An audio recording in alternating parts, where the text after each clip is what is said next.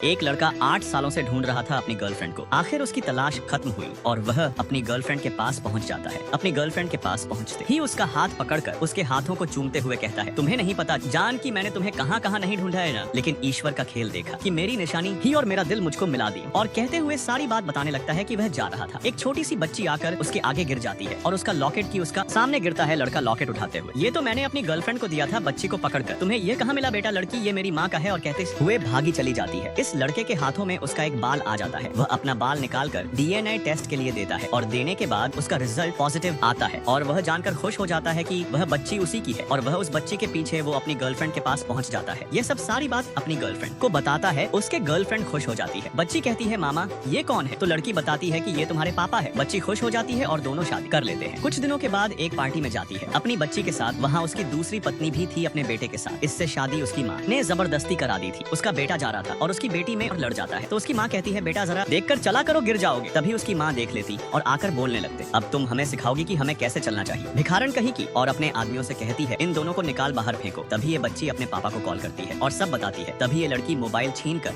देखती हूँ तुम लोगों को कौन बचाता है, और कहते हुए मोबाइल पटक देती है। यह लड़का ड्राइवर को कहता है, तुरंत गाड़ी मोड़ो। इधर उसकी दूसरी पत्नी इसकी गर्दन पकड़कर दबाने लगती है। दोस्तों आगे क्या होगा जानने के लिए लाइक और सब्सक्राइब कीजिए।